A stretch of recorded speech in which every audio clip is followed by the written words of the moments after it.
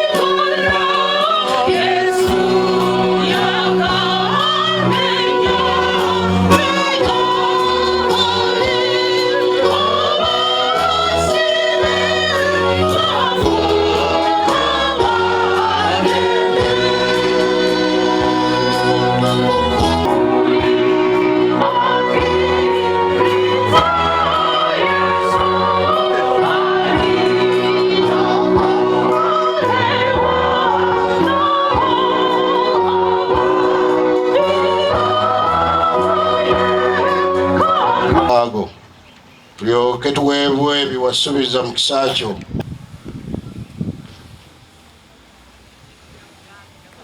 Katandike n'olunyiriri olusooka.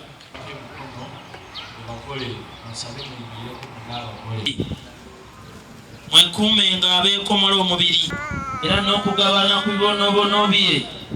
Aniriza kale tumwanirize n'ettende lya wali obavubuka waako sebali awo n'abakulu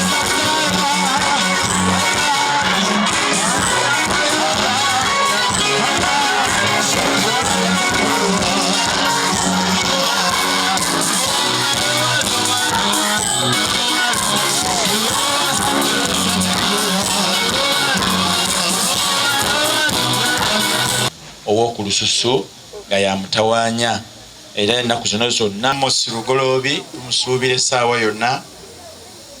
Mukadde waffe bamuwe bali mama waffe omumyuka tannaba mukadde waffe okubanga tuli wano okusaasira tutuuse okusaasira atawaanyisibwa mubiri yalongoosebwa ate era awamu n'abavubuka n'abayimbi ate era n'abalandi amba nti olina okumpa omukisa nkwateko taata wange mu ngalo atukoze bulungi nnyo ali wano semanda naye wali awo nabo batukoze bulungi nnyo osobola okulaba nga ekifo kiwangula primary school ekulemberwa omwami ate taata mu famire eyo bebamu kubawaayo ettaka ekanjuki SS olw'okuzimbibwa n'okutuuka ku mutindo.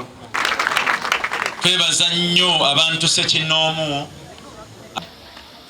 so betata beebo omwami Betty Katabalwa ya myuka awamu taata Mugisha Ssebo yoyo wafa Saviira Christopher ali mabega awo ate ow'abagenyi n'ebyokuzimba Fred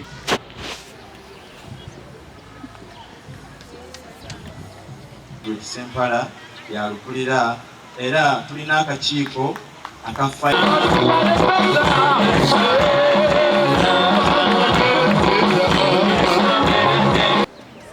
n'engalo ez'amaanyi.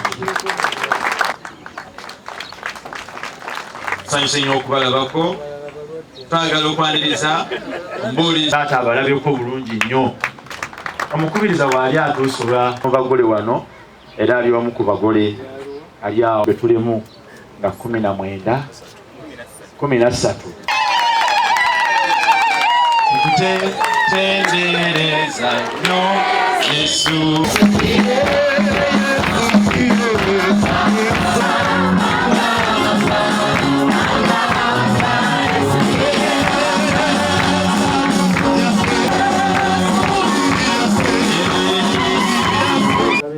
Ayi Mukama mwana wa n'ekisa kye kiba mukulu anyiikirenga okukola emirembe gyonna era omwongerengako omwoyo gw'omutukuvu okutuusa lwalituuka mu bwakabaka bwo obutaliggwaawo.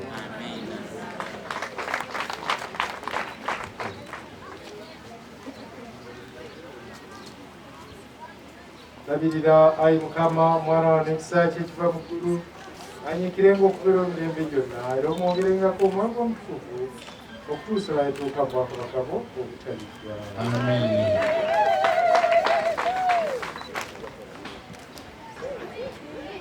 Naye nga kibadde kinnuma nnyo era kinnuma nnyo. Ekkanisa yaffe ffe tugyonoonye. Ekkanisa yaffe erimu abantu bangi n'ababatizibwa bangi naye nga tebafaayo, balina mannya bunnya lwakubanga enkuza mbi. Mujjukire omutwe gwaffe, manyiiza omwana ekkubo lyagwanidde okutambuliramu ne bw'alibanga akaddiye talirivaamu n'akatono. Kati ate awo ekkanisa we yalowooleza abaana bano abato tubawe abaana abalabirira, naye mu kubalabirira ate be tubataddeko ate be beetaaga okulabirirwa. Kaakati mu abaana be tugenda okusaako emikono gye muli, mbasaba bwe tumala okubasaako emikono munoonye abayima abammwe ate mubabuulire enjiri basobole okukomawo mu kkanisa, kubanga abaali badde babalera ate tebabalera. Kaakati mwe mugende mubalere ate mbakomyewo wa mu kkanisa. Kale mukubire ku biro ng'abantu bwe balimbira Katonda tetunaakola naye nga temuukole. Etteeka litugambye Mukama talirema kussaako musango buli muntu yenna alayirira obwereere erinnya lye. Bannange ekintu kino mukitwala ng'ekyomuzannyo, naye y'ensonga lwaki ekkanisa yaffe ebuliddwa abavubuka ab'amaanyi. Abavubuka baffe baba tebanjula wano. Mukulu w'abavubuka simulabira kumulaba, naye simulabye kwegala n'omukulu naye kati omukulu wabulirawo, kati abalala basubira kubeera luddawa. Ate kiri wano kye kiri ne makanisa amalala. Watono nnyo wosanga abavubuka bali siriyasi era batuuka okulonda. Abakulu bwe mutuuka okulonda biba byakutuusa luwalo ne mulonda omukulembeze w'abavubuka, naye nga butuufu abamu baagala bifo naye nga takola. Njagala nnyo okulaba omuntu ng'ali ku ground. Abayima njagala okwebaza bano abazza abali wano mu maaso, mwongere okubakubira mu nga. Building project committees zonna zalondebwa. Namagabi parish forum nayo weeri olw'okubunya enjiri n'okubuulira abantu ebitambula mu busumba. Twasomesa abakulembeze, tusimbye ennaanansi ebikolo 4,400 4,400 ku yiikazi 3, era tusimbye ekibira kya Kalitunsi ebikolo tatalwasa teyabimbuulidde naye ndowooza biringa mu 2 weewaawo. Ebisuubirwa okukolebwa, tusuubira okumaliriza ekkanisa ey'obusumba eyo taata, okuddaabiriza ennyumba y'omusumba omubeezi, okwongera amaanyi mu projekiti z'ekkanisa, ate era okuzzaawo overnight lunch hour, Bible study. Byonna byaliwo okwo naye nga saawa eno bibadde bikyawumuddemu.